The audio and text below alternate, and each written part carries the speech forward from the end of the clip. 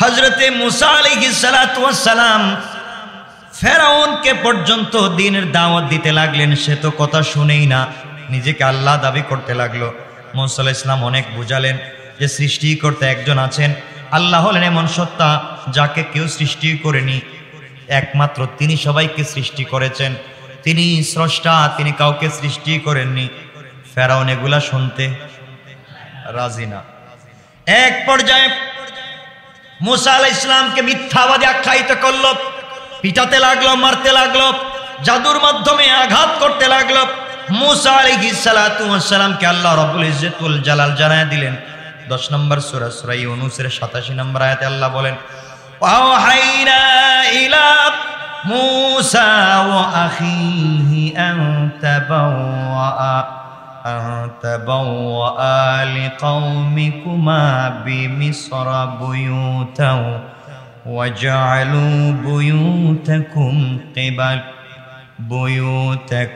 কিবলাতাও ওয়া আকিমুস সালাত।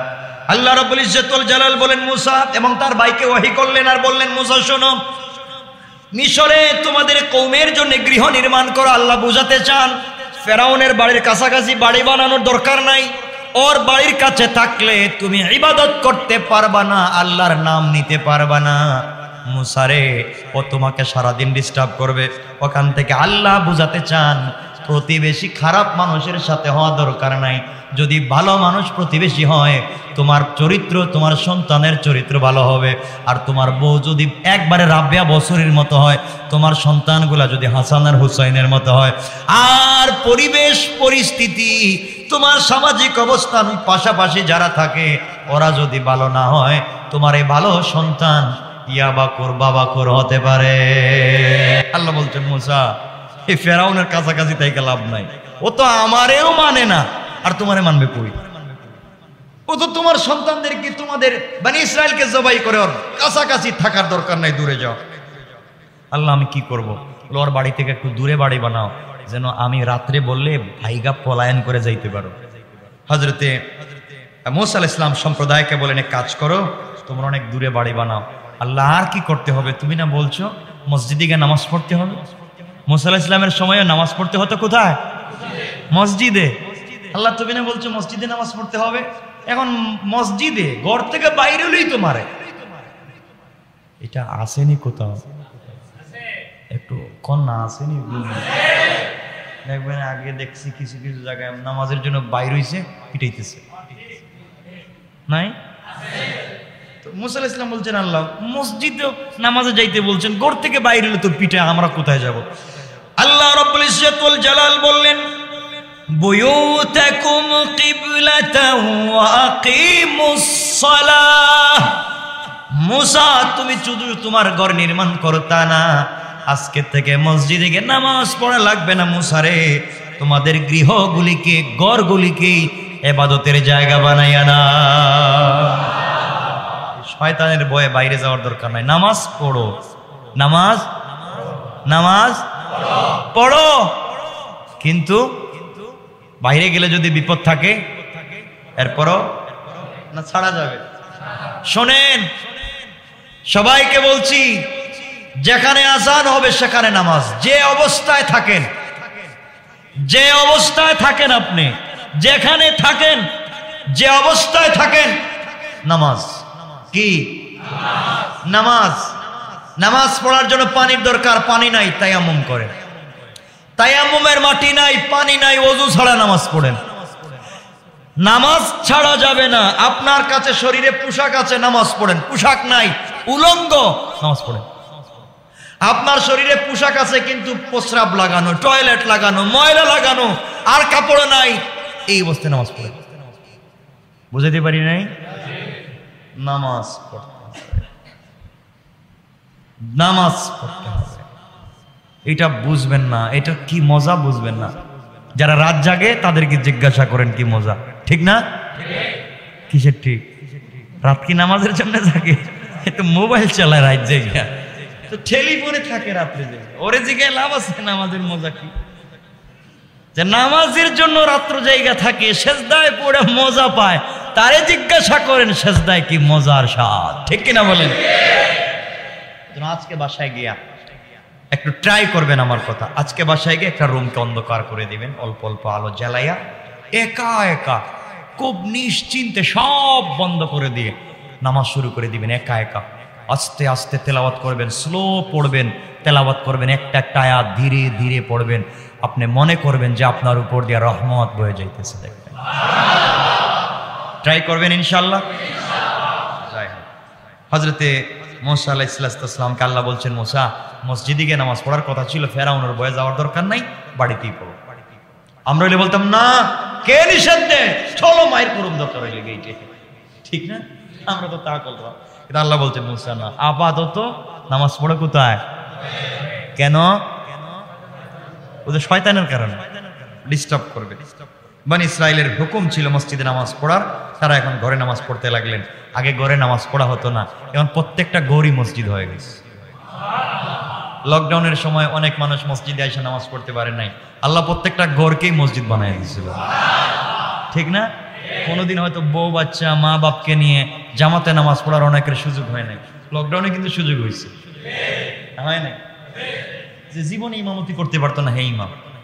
যে জীবনে একামত দিতে পারতো না, হ্যাঁ কামত দেয়, ঠিক না? সব আল্লাহ করেছেন। কে করেছেন?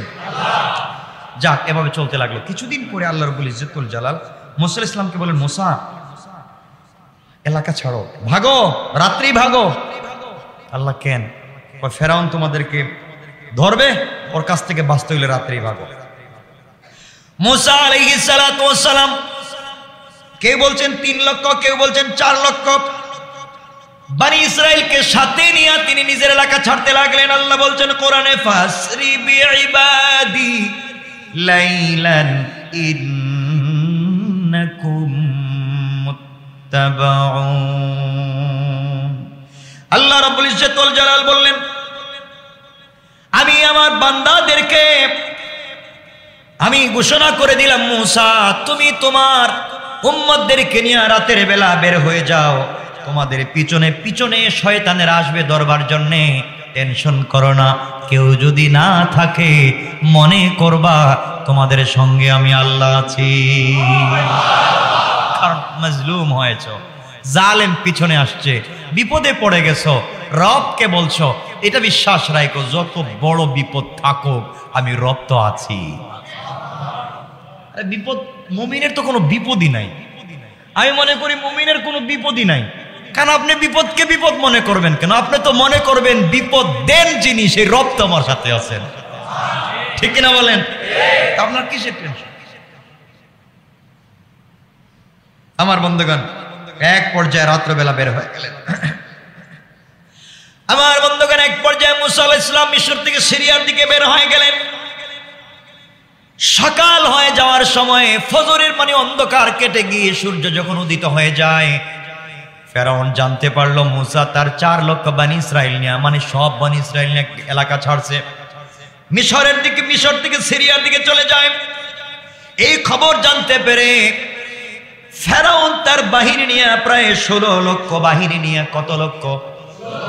16 লক্ষ বাহিনী নিয়ে মুসা আলাইহিস সালামকে ধরবার জন্য পিছনে পিছনে যাওয়া শুরু করলো।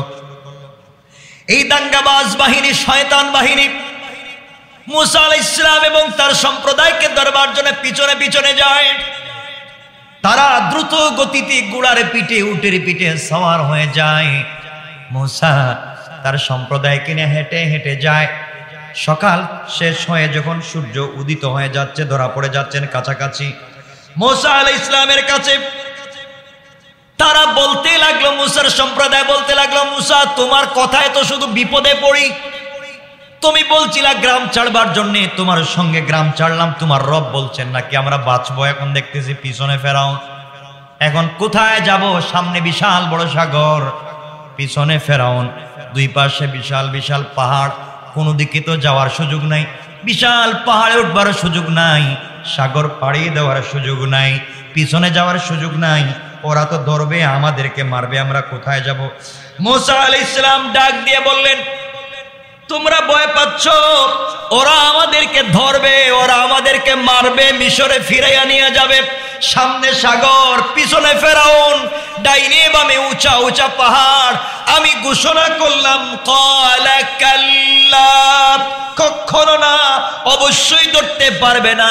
তোমরা যদি বিশ্বাস না করো, আমি মুসা বলতেছি ইন্না মাইয়া রাব্বি সায়াহদিন। আল্লাহু আকবার। মুসা আলাইহিস সালাম ডাক দিয়ে বললেন, আমার সম্প্রদায় তোমরা শোনো, আমি বিশ্বাস করি আমার সঙ্গে আমার রব আছেন, শীঘ্রই তিনি আমাকে একটা পথ দেখাইয়া দিবেন। কোন সুবহানাল্লাহ। কিসের বিপদ? বিশাল সাগর সামনে, পিছনে ফেরাউন বাহিনী, সুউচ্চ দুই সাইডে পাহাড়। তোমরা ভয় পাচ্ছ ফেরাউন ধরবে, আমি কিন্তু আমার পরামর্শে বের হই নাই, যে রব পরামর্শ দিয়েছেন তিনি দেখতেছেন না। আল্লাহু আকবার। এমন বিশ্বাস আমাদের থাকা লাগবে। কথা বলেন না কেন? এই বিশ্বাসটা আমরা তৈরি করতে পারবো না? সবকিছু কে দেখতেছেন? আল্লাহর কাছে আমরা বিচার দিব, আল্লাহ সব তুমি দেখতেছো, সব তুমি দেখতেছো, সব কিছুর বিচার তোমার কাছে দিলাম। আমিন বলেন। আমিন। আল্লাহ যেন কবুল করেন। এদিকে ফেরাউন উত্তেজিত হয়ে গেল, বনি ইসরাইলের কাছাকাছি এসে পড়লো। এই কঠিন মুহূর্তে আল্লাহ পাক মুসাকে নির্দেশ করলেন, মুসা, মুসা তুমি ভয় মনে হয় পাচ্ছ। মুসা বলছেন, আল্লাহ আমার কোনো টেনশনই নাই। যে আল্লাহর কাছে আমি গিয়েছিলাম লাঠি নিয়ে, আপনি বলছেন এটা লাঠি, ছাড়লাম হয়ে গেল সাপ। আপনি হাত বললেন বগলে দিতে, আমার নিজের হাত দিলাম হয়ে গেল লাইট। আমার বিশ্বাস আছে যে আল্লাহ এত কিছু করতে পারেন, সামান্য ফেরাউন থেকেও আল্লাহ বাঁচাইয়া দিতে পারে। মুসা বলেন, আল্লাহ ফেরাউন শুধু আমার দুশমন না, ও তোমারও দুশমন, তোমারেও মানে না। এই যে আমারে মানে না তা না, ও তোমারেও মানে না। তাহলে তুমি তো আমারে বাঁচায় রাখতে, ও তো তোমারেও মানে না। হ্যাঁ কয় আনা রব্বু, হে নাকি রব। আল্লাহ কয় ঠিকই তো কইছো। মানে মুসা একটু রাগ উঠাইতেছেন আল্লাহ। সুবহানাল্লাহ বলেন না, যে শুধু আমারই দুশমন না, তোমারও দুশমন, তোমারও তো মানে না। আল্লাহ কয় ঠিকই তো কইছো।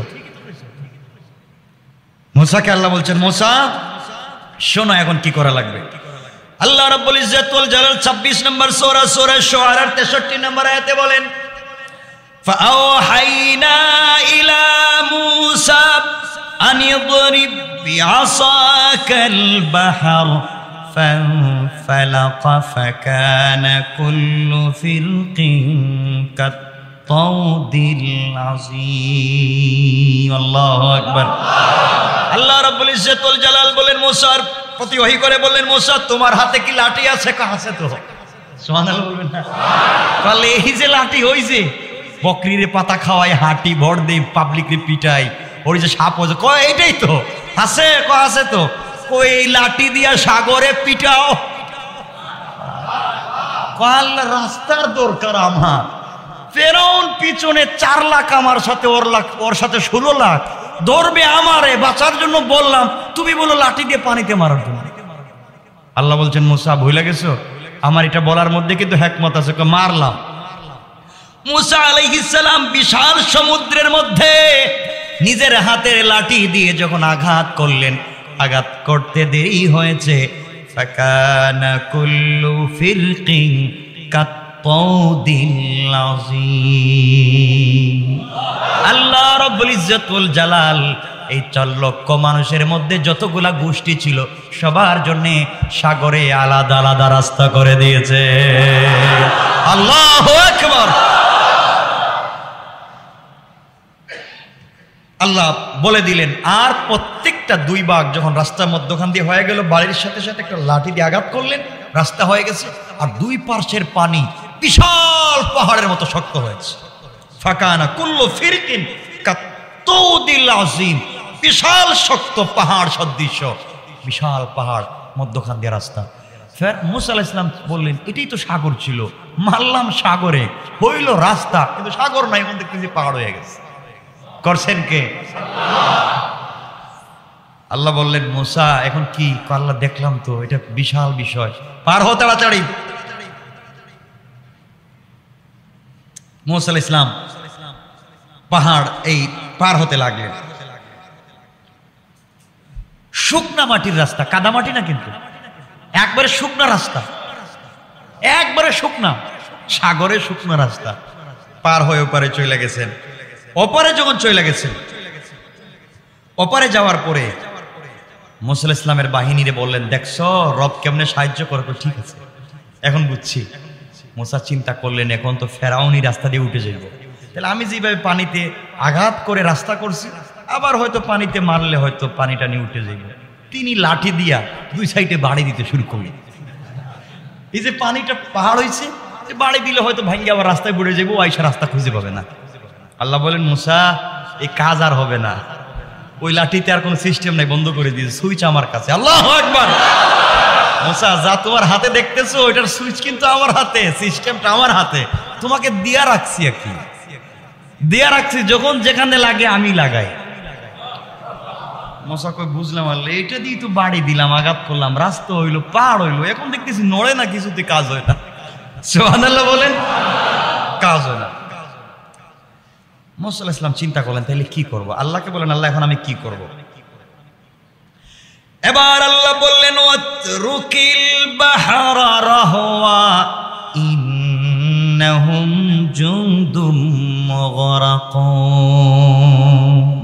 আল্লাহ রাব্বুল ইজ্জত ওয়াল জালাল বলেন, মুসা রে, এই নদীকে, বিশাল রাস্তাকে স্থির থাকতে দাও, পাহাড়গুলাকে স্থির থাকতে দাও, ওগুলা অভাবে থাকবে, কারণ আমি আল্লাহর কৌশল অন্যটা, আমি আল্লাহর চিন্তা অন্যটা, তুমি বুঝবা না। রাস্তায় এভাবে থাকবে, আর ফেরাউন 16 লক্ষ বাহিনী নিয়ে রাস্তায় উঠবে, আর আমি আল্লাহ আবার রাস্তা উঠাইয়া সাগর বানাইয়া ডুবাইয়া দেব। কোন সুবহানাল্লাহ। কেমন চিন্তা আল্লাহ, দেখতেছে কেমন চিন্তা। মুসা, তুমি রাস্তা বন্ধ করতে চাও, আমি তোর ডুবাইয়া মারতে চাই, করলে এত রাগ কেন আপনার এর উপরে? এ নাকি আনা রব, এখন পানি খাও কিছু, দেখি কেমন লাগে। আমার বন্ধুগণ, এক পর্যায়ে ফেরাউন বাহিনী সমুদ্রের কাছে এসে দেখে বিশাল রাস্তা, চিন্তা করে কয়, আমি তো কোনো রাস্তার যারা থাকে, এটা কোন মন্ত্রী, সড়ক এবং সেতু সড়ক মন্ত্রী, আমি তো কোনো মন্ত্রী রাস্তা করার দায়িত্ব দিলাম না, আমার তেমনি মাইরা দুইরা সবাই খায়া ফেলাইতেছে টাকা পয়সা, কিন্তু এটা কোন দিন কে করলে তো সুন্দর রাস্তা আমার দেশে? আমার দেশে এত সুন্দর রাস্তা, তাও সাগরের উপর দিয়া, তাও দুই পাশে বিশাল বড় পাহাড়, আমি তো কতদিনই আসলাম এখানে। ফেরাউনকে বুঝলাম না, আমার দেশে আবার রাজা হইল কেন? আল্লাহকে দেখ, একটু সামনে যা, দেখ কেটা রাজা, একটু সামনে যা। ফেরাউন দেখে এত সুন্দর রাস্তা, কত সুন্দর। ফেরাউন বলছে 16 লক্ষ বাহিনীকে, চলো আমি তোমাদের সামনে, তোমরা আমার পিছনে। ওই দেখা যাওয়া পারে মুসার বাহিনী, ধরতে হইব, ওরা আমাদের রাস্তা ব্যবহার করে আমাদেরকে পলায়ন করে চলে গেছে। আল্লাহ কয়, তোর বাপের রাস্তায়, রাস্তায় উঠ, দেখবে কি মজা। ফেরাউন বাহিনী রাস্তায় উঠছে। রাস্তা করছেন কে? আল্লাহ। সুযোগ দিয়েছেন আয় রাস্তায়। আমার বন্ধুগণ, ফেরাউন বাহিনী রাস্তায় উঠলো। আল্লাহ বলেন সূরা ইউনূস 10 নম্বর সূরা 90 নম্বর আয়াতে আল্লাহ বলেন, হাত্তা ইযা আদরাকাহুল গরাক ক্বালা আমানতু আন্নাহু লা ইলাহা ইল্লাল্লাযী আমানাত বিহি বানু ইসরাঈলা ওয়া আনা মিনাল মুসলিমিন। ফেরাউন বলতে লাগলো, যখন সেই রাস্তার মধ্যখানে চলে এসেছে, 16 লক্ষ বাহিনী পুরো রাস্তায়, 16 লক্ষ বাহিনী, এদিক থেকে সবাই যখন সমুদ্রের মধ্যখানে রাস্তায় উঠলো, আল্লাহ রব্বুল ইজ্জতুল জালাল এবার সাগরকে বললেন, দেরি করিস না, একটু থাপ্পড় দিয়ে পানিটা মিলাইয়া দে। আল্লাহু আকবার। আগে যেমন ছিল এমন হয়ে যা। যখন ফেরাউন সহ তার বাহিনী মধ্যখানে চলে আসলো, রাস্তা আবার নাই হয়ে গেল, সাগর আবার মিলে গেল। ফেরাউন দেখলো বাঁচার কোনো পথ এখন আর, এখন ডাক দিয়ে বলতেছে, ক্বালা আমানতু, আমি ঈমান আনলাম। আমি ঈমান আনছি। ও কেমনে কেমনে আনছস? আন্নাহু লা ইলাহা ইল্লাল্লাযী আমানাত বিহি বানু ইসরাঈল। ফেরাউন বলতে লাগলো, আল্লাহ তাআলা, আমি ঈমান আনছি এমন ভাবে যেইভাবে বনি ইসরাইল তোমার উপরে ঈমান এনেছে, শুধু এই কথা না, আমি ঘোষণা করলাম একমাত্র তুমি হলা মাবুদ, তুমি ছাড়া কেউ নাই, তুমি ব্যতীত কেউ নাই। আর আমি ঘোষণা দিলাম ওয়া আনা মিনাল মুসলিমিন, এবং আমি এখন মুসলমানদের অন্তর্ভুক্ত। তুমি আল্লাহ মাফ করো। আল্লাহ কিরে ব্যাপারটা কি? এতদিন রব আনা রব এত কিছুর মিছিল দিলে, 16 লক্ষ নিয়ে রাস্তায় বাইরে হইলে, এখন এত সুন্দর করে বলতেছে আমি ঈমান আনছি। কার উপরে? যেইভাবে বানি ইসরাইল ঈমান আনছে আমি এভাবেই আনছি। তাইলে বানি ইসরাইল ঈমান এনে যদি বাঁচছে, আমারে মারাও কেন? আমারে বাঁচাও। আর এরপরে বলছে ও আনা মিনাল মুসলিমিন, আর আমি তো মুসলমানদের অন্তর্ভুক্ত, এখন আমাকে বাঁচাও। শয়তানি করছে, অহংকার করছে, আল্লাহরে গালি দিছে, মুসারে পিটাইছে, তার দেশে নাকি আরেকজন রাস্তা করে দিচ্ছে, এই রাস্তা দিয়ে পার হইতে চাইছে, সব করছে অহংকার করে। আল্লাহ বললেন ঈমানও আনছস, সব করছস, কিন্তু এই টাইপের ঈমান দরকার নাই। আল্লাহ রাগ করে ফেলেছেন, কারণ এত কুচানো এত রাগানোর পরে আল্লাহ রাগ করে ফেলেছেন। আল্লাহ এখন কি বলতেছেন শুনেন। আল্লাহ যে বলেন আমিও মাঝে মাঝে মাঝে মাঝে পাবলিককে নিয়ে কিছু উপহাস করি, দুষ্টামি করি, উপহাস করি, এই জন্য আল্লাহ বলতেছেন, এখন ডাইরেক্ট আল্লাহ বলতেছে। ফেরাউন যখন বলছে আমি মুসলিম, আমি ঈমান আনছি, তুমি ছাড়া কেউ নাই, আল্লাহ এখন আল্লাহ বলতেছে। এবার আল্লাহ ডাক দিয়া বললেন আল আন, এখন এখন টাইম হয়েছে ঈমান আনার, কাজ হবে না। সুবহানাল্লাহ কোন? আল্লাহ বলেন এতক্ষণে হুশ জায়গায় আসছে তোমার, কিন্তু এই হুশে কাজ হবে না। আল্লাহর পরে পিছনের কথা মনে করে দিচ্ছেন, ওয়াকাদ আসাইতা ক্বাবলু ওয়া কুনতা মিনাল মুফসিদিন, তুই এখন ঈমান আনতেছিস, এখন তওবা করতেছিস রে ফেরাউন। ইতিপূর্বে তুমি আমাকে অমান্য করেছো, জমিনের মধ্যে অশান্তি সৃষ্টি করেছো। আমি আল্লাহ রাব্বুল ইজ্জতুল জালাল তোমাকে বললাম, তুমি বলছো ওয়া আনা মিনাল মুসলিমিন, তুমি মুসলমানদের অন্তর্ভুক্ত। আর আমি আল্লাহ বললাম ও কুনতা মিনাল মুফসিদিন, তুমি হলা অশান্তি সৃষ্টিকারী শয়তানদের অন্তর্ভুক্ত। নাউজুবিল্লাহ বলেন। এরপর আল্লাহ রাব্বুল ইজ্জতুল জালাল বলেন ফালইয়াউমা নুনাজ্জিকা বিবাদানিকা লিতাকুনা লিমান খালফাকা আয়া ওয়া ইন্না কাসীরাম মিনান নাসি আন আয়াতিনা লাগাফিলুন। আল্লাহ রাব্বুল ইজ্জতুল জালাল বলেন আমি তোমার দেহটাকে রক্ষা করব কিয়ামত পর্যন্ত, যাতে তুমি তোমার পরবর্তী মানুষের জন্য নিদর্শন হয়ে থাকো। যারা দুষ্টামি করবে, আমি আল্লাহর বিরুদ্ধাচরণ করবে, আমার হুকুম মানবে না, আমার পয়গম্বরদের বিরুদ্ধাচরণ করবে, আমি আল্লাহ তোমাকে যেভাবে শুটকি বানাইয়া রেখে দিয়েছি, যুগে যুগে যারা ফেরাউনি করবে, আমি আল্লাহ তাদেরকে এভাবে শুটকি বানাতে পারে। কোন ঠিক কিনা? আল্লাহ বলছেন আমি এটা রাখলাম, শিল মেরে রাখলাম, তুমি কিন্তু পচবা না। পানিকে বলছেন পানি খাইস না, ওরে বাছা কাদামাটি খাইছে নিচে গিয়া। জিব্রাইল রে বলছেন আল্লাহ আরো খাওয়া, কাদামাটি খাওয়াইছে, পেট বাস ঠিক মার্কা, পানি খাইছে, কাদামাটি খাইছে, ভাইছে ভাইসা ভাইসা বলতেছে আল্লাহ ওয়া আনা মিনাল মুসলিমিন। আল্লাহ যা শয়তান ও কুনতা মিনাল মুফসিদিন, তুই কস মুসলিম, আমি বলছি তুই ফাসিক শয়তান গাদ্দার। নাউজুবিল্লাহ। আমার বন্ধুগণ, আজ পর্যন্ত তার দেহ পচেও নাই, না গলছে? পচেও নাই, গলেও নাই, অনেক রাত্র হয়েছে। সুতরাং এভাবেই আল্লাহ রাব্বুল ইজ্জত ওয়াল জালাল রেখে দিলেন। এই যে দিন মুসা আলাইহিস সালামকে বাঁচায়া দিলেন, ফেরাউনকে ডুবাইয়া দিলেন, এই দিন 10 মুহররম। সুবহানাল্লাহ বলেন। আল্লাহ আমাদের কবুল করুক, আমিন। কয়টা ঘটনা বলছি? 10 সাড়ে 10 হয়ে গেছে, আর না, হ্যাঁ না আর না, একটু আমরা কয়েক মিনিট রেখে দেব, আর লম্বা করবো না। না না না, কতটা আর বলার দরকার নেই, এতটাই থাকো।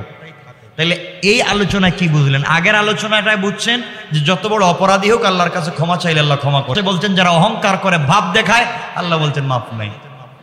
নিজেকে মুমিন দাবি করার পরে আল্লাহ বলছেন অকুনতা মিনাল মুফসিদিন। কিসের মুমিন? এজন্য নিজেকে শুধু মুমিন দাবি করলে, ইমানদার দাবি করলে কাজ হবে? আল্লাহ স্বীকৃতি দেওয়া লাগবে। আমরা মোনাজাত করে নেব, সবাই বসেন ইনশাআল্লাহ। আমি শেষ যে কথাটা আপনাদেরকে বলতে চাই, আমি জুমায় বলেছি ভাই, খুব মনোযোগ দিয়ে আমার এই কথাটা এখন শুনেন। আপনাদেরকে আমাদেরকে কেউ যদি নামাজের কথা বলে, ভালো কাজের কথা বলে, আপনারা তাদেরকে শত্রু মনে করেন? হ্যাঁ মনে করেন, খারাপ মনে করেন না? কেন ভাই? আমি একটা কথা বলি, আপনাকে যদি কেউ বলে নামাজ পড়ো, আসো মসজিদে, আপনি তাকে শত্রু মনে করবেন না, মনে করবেন সে আপনার সব থেকে পরম বন্ধু, আপনার ভালো চায়, আপনার কল্যাণ চায়, আপনার তাকে দুশ্মন মনে করেন। মনে রাখবেন, আপনাকে কেউ যদি গান শুনতে নিষেধ করে, আপনাকে গান শুনতে নিষেধ করে, গান শুনিস না, আপনি বলছেন দেখছো অত সেকেলে ও কিছু বুঝে, এই বলে গালি দেন, গালি দিয়েন না। আপনাকে যে বলছে গান শুনবেন না, এ কথার মাধ্যমে আপনার ক্ষতি করে নেই না, ক্ষতি করছে? মা বোনদেরকে যদি বলে যে বোন তুমি পর্দা করো, পর্দা করো, এই কথা যদি বলে আপনারা খারাপ ভাববেন না। পর্দা করার মাধ্যমে আমার লাভ, আপনার লাভ, আপনি জান্নাতি হবেন, এজন্য শত্রু মনে করবেন না। আপনাদেরকে যদি কেউ বলে হারাম সম্পর্ক পরিত্যাগ করো, অশ্লীল অন্যায় কাজ পরিত্যাগ করো, আপনি তাদেরকে শত্রু মনে করবেন? আপনারা তো করেন। আমি যদি বলি ঘুষ খাইও না, সুদ খাইও না, অশ্লীল কাজ করবা না, কালকে দেখবো হুজুর বালা না, এটা ফাল্টাই দো, কথা বলেন নাকি? তাহলে কি বলবে? ঘুষ খাও, সুদ খাও, মাঝে মাঝে আমারও দিও, সবাই মিলেমিশে খাই, একসাথে যাই, এগুলা ঠিক না। এজন্য কেউ যদি আপনাকে অন্যায় অনাচার থেকে বাঁচাতে চায়, তাকে আপনি শত্রু মনে করবেন না। আমি আপনাদেরকে নামাজের কথা বলি, আমি আপনাদেরকে সুদ ছাড়তে বলি, আমি আপনাদেরকে ঘুষ ছাড়তে বলি, আমি আপনাদেরকে হারাম সম্পর্ক পরিত্যাগ করতে বলি, অশ্লীলতা থেকে বাঁচতে বলি। আমি কি আপনাদের শত্রু? আমি আপনাদের বন্ধু। একসাথে জান্নাতে যেতে চাই না চাই না? চাই। সুতরাং অনেক ভাই আমি দেখছি অনেকে টাকনুর নিচে পোশাক পরেন। আমি অনেক সময় বলে দিই, ভাই আপনি এটা ঠিক করেন নাই, আপনি এটা করবেন না। অনেককে শত্রু মনে করেন, হুজুর এটা বললো কেন? আমি শত্রু না, আপনার নামাজ সহি হচ্ছে না, নামাজটা শুদ্ধ হওয়ার জন্য বলেছি, ঠিক বললাম না? অনেকে আমাকেও দাওয়াত, আমাদেরকেও দাওয়াত করেন কিসের? জন্মদিনের কেক কাটা হবে। আমি যদি নিষেধ করি ভাই জন্মদিন বলতে কিছু কইরো না, তো আপনি বলবেন হ্যাঁ আপনি কি করলেন এটা হুজুর, আপনি কি বলেন? ভাই এই কথার মাধ্যমে আপনি আপনার শত্রু না। আমি বলছি যে আপনার জন্ম হয় নাই না, জন্ম অস্বীকার করেছি? জন্ম স্বীকার করেছি। এই দিনটা পালন করার মাধ্যমে তুমি যেভাবে পালন করতেছো, আতশবাজি করে, লাইট জ্বালাইয়া, আবার লাইট জ্বালাইলা, একটা অন্ধকার করে, কিসের আনন্দ? যেই লোকটার জন্মদিনে অন্ধকার, মানে ওর অর্থ হয়েছে আমি জন্ম নিছি মানে দুনিয়ার সব অন্ধকার করে দিন, যা লাইট আছে সব অন্ধকার করে দিন, এই জন্য তো লাইট বন্ধ করে দিই। এটা ঠিক না। এজন্য কাউকে যদি বলা হয় বিবাহ বার্ষিকী, মৃত্যুবার্ষিকী, এটা পালন করবা না, এটা নিষেধ, আপনারা শত্রু মনে করেন। ঠিক বললাম না? ঠিক কি? তাহলে কি শত্রু? আপনাদেরকে বলি বিবাহ বার্ষিকী পালন করার দরকার নাই, মৃত্যুদিন পালন করার দরকার নাই, আপনারা শত্রু মনে করবেন না, আপনারা মনে করবেন এটা উপকারের জন্য করছে। আচ্ছা, আপনারা যদি জন্মদিন পালন করেন, আপনারা যদি মৃত্যুদিন পালন করেন, বিবাহ বার্ষিকী পালন করেন, টাকনুর নিচে পোশাক পরেন, হারাম খান, আমার কিছু আসে যায়? বলেন। কিন্তু আপনাদেরকে বলছি যদি বেঁচে যায় তা আল্লাহর কাছাকাছি পৌঁছে যাব। এজন্য আমাদেরকে ভালো কাজের দিকে এগিয়ে আসতে হবে। আপনাকে বলা হলো ভাই ভালো কাজ করো, আপনি মনে করুন আমার শত্রু, ভালো কাজের দাওয়াত দিচ্ছে কেন? আল্লাহকে ওয়াস্তে আল্লাহ আমাদেরকে হেফাজত করুক। এত কিছুর পরে আপনাকে যদি বলি আপনি জান্নাতে যান, জাহান্নামে যান, আমার কোনো আপত্তি আছে? বলেন না। আমি বললাম, আপনি শুনলেন না, জাহান্নামে গেলেন, আমার আপত্তি আছে? জান্নাতে গেলেন, আমার কি? কিন্তু আপনাকে বলার মাধ্যমে এই যে আজকের এই ভালোবাসা, একসাথে বসছি, আমরা জান্নাতে ওভাবে একসাথে বসতে চাই। এজন্য কাউকে হারাতে চাই না। টাকনুর নিচে পোশাক পরে অশ্লীল ওভাবে চলে, হারাম খেয়ে, সুদ খেয়ে, গান বাজনা করে আপনি জাহান্নামী হন, আমাদের এই সুন্দর আয়োজন থেকে, জান্নাত থেকে আপনি ছিটকে পড়ে যান, চাই না। এই জন্য শত্রু না, বন্ধু, ভালোবেসে বলছি বন্ধু, আজকের এই পরিবেশ জান্নাতে একসাথে থাকতে চাই। ঠিক বলেন না? ইনশাল্লাহ বলেন। এজন্য দুশ্মন ভাববেন না, ভালোবেসে বলতেছি একসাথে থাকতে চাই। যাই হোক, রাসূল পাক সাল্লাল্লাহু আলাইহি ওয়াসাল্লাম তার বন্ধুদেরকে দ্বীনের প্রতি দাওয়াত দিতেন না, দিতেন না? যাই হোক, এগুলো অনেক লম্বা কথা, আমি যদি সব কথা বলতে যাই অনেক লম্বা হয়। রাসূল সাল্লাল্লাহু আলাইহি ওয়াসাল্লাম বলছেন তোমরা এমন মানুষের সাথে চলো, এমন মানুষের কাছে যাও। এটা সহিহ হাদিস। রাসূল সাল্লাল্লাহু আলাইহি ওয়াসাল্লাম বলছেন এমন মানুষের কাছে যাও যার কথা শুনলে ইলম বাড়ে, যার কথা, একটা সহিহ হাদিস, একবারে সহিহ হাদিস, আত-তারগীব ওয়াত তারহিব, প্রথম খণ্ড 89 নম্বর পৃষ্ঠা, মনে রাখবেন। রাসূল পাক সাল্লাল্লাহু আলাইহি ওয়াসাল্লাম বলছেন এমন মানুষের কাছে যাও যার কাছে বসলে ইলম বাড়ে, তার কাছে যাইবা। এখন আপনি যদি মনে করেন আপনার গাজাপুর বন্ধুর কাছে গেলে ইলম বাড়ে, আপনি যাইয়েন, কিন্তু আমি বলবো না আপনি যাইয়েন, আমি বাঁচাতে চাই। 1 নম্বর। 2 নম্বর, রাসূল বলছেন এমন মানুষের কাছে যাও যার কথা শুনলে, যার কাছে গেলে, যাকে দেখলে মহান রবের কথা মনে পড়ে যায়, তার কাছে যাও। এজন্য আমি বলবো 1 নম্বর, যার কথা শুনলে ইলম বাড়ে তার কাছে যাবেন। এবং আপনি মনে করবেন, আপনি চিন্তা করবেন কার কাছে গেলে ইলম বাড়ে। যার কাছে গেলে, যাকে দেখলে, যার কথা শুনলে আল্লাহর কথা স্মরণ হয়, তার কাছে যাবেন। আর 3 নম্বর হচ্ছে যার আমল আখেরাতের কথা স্মরণ করে দেয়, যার চলাফেরা, যার চাল চলন আখেরাতের কথা স্মরণ করে দেয়, তার কাছাকাছি আপনি আমি যাব ইনশাল্লাহ। কারণ কিয়ামতের দিন কিছু মানুষ আক্ষেপ করবে আর বলবে হায় আমার কি দুর্ভোগ, আমার কি দুর্ভোগ লাইফে, আমি যদি এই কাজগুলো না করতাম, আমি যদি অমুক বন্ধুর পাল্লায় না পড়তাম, আমি যদি ওই গ্রুপে গিয়ে আমি জাহান্নামে না যাইতাম, তাহলে আজকে আমি সবার সাথে জান্নাতে থাকতে পারতাম। আমরা জান্নাতে যেতে চাই না? এজন্য আমি আজকের জুমায় বলেছি মৃত্যু প্রকৃতপক্ষে বিচ্ছেদ নয়, মৃত্যুর মাধ্যমে বিচ্ছেদ ঘটে না, বরং কারণ অচিরে আমরা আখেরাতে আবার মিলিত হব। প্রকৃতপক্ষে বিচ্ছেদ হবে সেই দিন যেদিন কিছু লোক জান্নাতে যাবে, কিছু লোক জাহান্নামে যাবে, আর কোনোদিন দেখা হবে না, আর কোনোদিন কথা হবে না, আর কোনোদিন বসা হবে না, আর আমরা এভাবে আর কোনোদিন কথা বলতে পারবো না। এটি হচ্ছে সব থেকে বড় বিচ্ছেদ। এই জন্য কথাগুলো বলার উদ্দেশ্য হচ্ছে আজকে আমরা যেভাবে একসাথে বসে আছি, আমরা চাই মরে গেলে বিচ্ছেদ নয়, কিয়ামতে আবার আসবো, কিয়ামতে আবার বসবো, তখন আমরা এই কয়েক হাজার লোক বসছি, কিয়ামতের দেখবো এরা আমরা সবাই তো বন্ধু ছিলাম, আজকে দেখি এ আমার বিরুদ্ধে কথা বলছে, ও আমার এই দুশ্মনী করছে, ও গীবত করছে, ও আমার বাপকে গালি দিয়েছে, ও আমার উল্টাপাল্টা করছে, আমার তো বন্ধু ছিল, একসাথে প্লেটে খাইলাম, একসাথে আড্ডা দিলাম, আর ও নাকি ভিতরে ভিতরেই কাজ করছে। কিয়ামতের দিন যখন দেখবো একজন আরেকজনের আমল নামা, তখন বিচ্ছেদ ঘটে যাবে, একজন জান্নাতে, একজন জাহান্নামে। এজন্য আমরা এই বিচ্ছেদ চাই না, আমরা একসাথে আজও আছি, কিয়ামতের মাঠে একসাথে হাউজে কাউসারের পাশে যেতে চাই, একসাথে বিনা হিসাবে জান্নাতে যেতে চাই। কারা কারা? সবাই বলেন আল্লাহ আমাদের সবাইকে মাফ করো, ছোট বড়, জেনে শুনে, না জেনে না বুঝে, ইচ্ছায় অনিচ্ছায়, সগীরা কবিরা, শিরিক বিদআত, সকল গুনাহ থেকে তওবা করলাম। ইয়া আল্লাহ তুমি আমাদেরকে ক্ষমা করো, আমিন আমিন। আল্লাহ আমাদেরকে মাফ করে দিন। আর যদি কোনো বান্দার হক নষ্ট করে থাকি, আমিও যদি আপনাদের হক নষ্ট করে থাকি, এখানে যারা আছেন আপনাদের হক যদি আমি নষ্ট করে থাকি, লেনদেন থাকে আপনারা আমাকে বলবেন। আর যদি এমন হক নষ্ট করে থাকি, লেনদেন, টাকা পয়সা সেজন্য মাইর দেওয়া লাগবে, তাহলে আমি আমার পাঞ্জাবিটা খুলে দেব, আমি আমার পাঞ্জাবিটা খুলে দেব, আপনার আচ্ছা মতো আমার বডিতে পিঠাইয়া আপনারা প্রতিশোধ নেন। এরপরও কিয়ামতের দিন পায়ে ধরে বলতেছি আল্লাহর ওয়াস্তে, কিয়ামতের দিন বিচ্ছেদ ঘটক না, কিয়ামতের দিন আলাদা থাকতে চাই না। কারণ কিয়ামতের দিন সম্পর্কে কিচ্ছু এখনো জানতেছেন না, কিয়ামতের দিন সম্পর্কে কিচ্ছু বুঝতেছেন না। ওই দিন কেউ কারো না, কাউকে পাইব না, ওই দিন বিচ্ছেদ চাই না, একা একা কষ্ট করতে চাই না। আমরা একসাথে প্রয়োজনে রাসূলের পাকের কাছে দৌড়াবো, হাউজে কাউসার পান করব, আল্লাহর কদমে সিজদায় পড়ে বলবো আল্লাহ দুনিয়ায় মসজিদে একসাথে বসেছিলাম, তাফসীরে বসে বিচ্ছেদ হই নাই, আখিরাতে বিচ্ছেদ করে দিও না, জাহান্নামে দিও না। যত ভুল করছি একজনের উসিলায় হইল সবাইরে জান্নাত দাও। চাই না আমরা?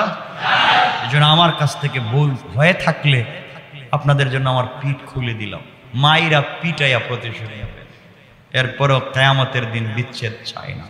আল্লাহ আমাদের সবাইকে কবুল করো, আল্লাহ আমাদের সবাইকে হেফাজত করো, ঘরটাকে সুন্দর করেন, পরিবারটাকে সুন্দর করে, সবাই মিলেমিশে একসাথে চলি। মানুষের চলাফেরায় ভুল ভ্রান্তি থাকতে পারে, আমরা একে অপরের মাধ্যমে, পরামর্শের মাধ্যমে এগুলা ঠিক করে ফেলি। কথা বুঝতেছেন? আল্লাহ যেন আমাদের সবাইকে কবুল করেন। এই প্রশ্নটা এত পিছনে করছো কেন? তৃতীয় লিঙ্গর মানুষ কি?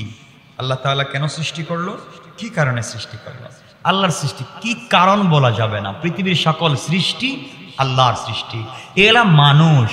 এরা মানুষ প্রশ্ন করেছেন তো উত্তর দিতে হয়, সময় তো আমাদের নাই। তো যাই হোক, তৃতীয় লিঙ্গের মানুষ যারা, আমরা তো চিনি তাদেরকে মূল ধারায় নিয়ে আসতে হবে। তারা যদি ম্যাক্সিমাম বডির অংশগুলা পুরুষের মতো দেখা যায়, তাহলে তাকে পুরুষ ধরতে হবে এবং ইসলামের পুরুষের সকল বিধান কায়েম হবে। আর ম্যাক্সিমাম যদি তাকে নারীর মতো দেখা যায়, তাহলে তাকে নারী ধরতে হবে এবং ইসলামের সকল নারীর বিধানই তার উপরে কায়েম হবে। এবং সে যদি ম্যাক্সিমাম মোটামুটি বেশি অংশে মনে হচ্ছে সে পুরুষ, তাহলে বাবার সম্পত্তি থেকে পুরুষ হিসাবে ছেলে যতটুকু যেভাবে পায়, মানে ছেলের মতো করে পুরুষ হিসাবে, আর যদি নারীর মতো দেখা যায় নারী হিসাবে, মানে এইভাবেই তাকে সম্বোধন করতে হবে। এরা মানুষ, এদের নামাজ পড়তে হবে, রোজা রাখতে হবে, হজ করতে হবে, যাকাত দিতে হবে। এক কথায় ইসলামের সকল বিধি বিধান তার উপরে প্রযোজ্য। নারীর মতো হলে নারীর মতো করে, পুরুষ হলে পুরুষ মতো করে। এক কথায় তাকে মসজিদে আসতে হবে, পুরুষ হলে নামাজ পড়তে হবে, ভালো মানুষের মতো চলতে হবে, সচ্চরিত্রবান হয়ে চলতে হবে। দোষ আমাদের, এই জন্যই বলছি তাদেরকে মূল ধারায় নিয়ে আসতে হবে, সমাজের মূল ধারায় নিয়ে আসতে হবে। ইসলাম কাউকে ঠকায় নাই। আর এই যে সন্তান তৃতীয় লিঙ্গের হওয়ার পিছনে আপনার আমার অর্থাৎ যার, তার মা বাবারও দোষ কম নয়। কথা বলে অনেকে রাগ করবেন, দোষ কম নয়। কথাগুলা প্রশ্ন করেছেন যে ভাই রাইখা দিলাম। যত সন্তান তৃতীয় লিঙ্গ হওয়ার পিছনে বৈজ্ঞানিক কারণ এবং হাদিস থেকে আমরা যেগুলা পাই, এর একটা কারণ হলো মা বাবা যদি স্ত্রীর অসুস্থতার সময়, ঋতুস্রাবের সময় মেলামেশা করে, এর মাধ্যমে এই সন্তানগুলা জন্ম হতে পারে। এক নম্বর কারণ। দুই নম্বর হলো ইসলামের বিধিবিধান মোতাবেক, ইসলামের নীতি নৈতিকতার ভিত্তিতে স্বামী স্ত্রীর যেভাবে মেলামেশা করার কথা ছিল, সেই পন্থা বিবর্জিত ভিন্ন পন্থায় যদি মেলামেশা করে, এর মাধ্যমে তৃতীয় লিঙ্গের সন্তান জন্ম নিতে পারে। তিন নম্বর কারণ, যদি তারা অধিকাংশ সময় মেলামেশার সময় নাপাক থাকে এবং মেলামেশার পরেও নাপাক থাকে, দীর্ঘ সময় পর্যন্ত গোসল করে ফ্রেশ না হয়, তাহলে এই ধরনের সন্তান জন্ম নিতে পারে অপবিত্রতার কারণে। আমরা এগুলোর জন্য দায়ী। এর জন্য মা বাপকে আগে ভালো হওয়া লাগবে। ঠিক আছে ইনশাল্লাহ। আরো অনেক কিছু আছে, আজকে এগুলো বললাম না, এগুলা সব তার সমান আমরা না। আল্লাহ আমাদের সবাইকে কবুল করুক। ঠিক আছে, যিনি প্রশ্ন করছেন ঠিক আছে। আর কিছু আপনার জানার আছে ভাই? কে প্রশ্ন করছে? আর জানার আছে? ঠিক আছে তো, ঠিক আছে। আল্লাহ আমাদের সবাইকে কবুল করুক। আমি দিল থেকে আপনাদের সবার জন্য দোয়া করলাম, আল্লাহ যেন সবাইকে কবুল করেন। আর আমার ভুল থাকলে আমাকে ক্ষমা করে দিবেন। দিল থেকে সবার প্রতি দোয়া। আল্লাহুম্মা সাল্লি আলা মুহাম্মদ ওয়া আলা আলি মুহাম্মদ কামা সাল্লাইতা ওয়া সাল্লামতা আলা ইব্রাহিম ওয়া আলা আলি ইব্রাহিম ইন্নাকা হামিদুম মাজিদ। আল্লাহুম্মা বারিক আলা মুহাম্মদ ওয়া আলা আলি মুহাম্মদ কামা বারাকতা আলা ইব্রাহিম ওয়া আলা আলি ইব্রাহিম ইন্নাকা হামিদুম মাজিদ। আল্লাহুম্মা আমিন। الحمد لله الذي هدانا لهذا وما كنا لنهتدي لولا أن هدانا الله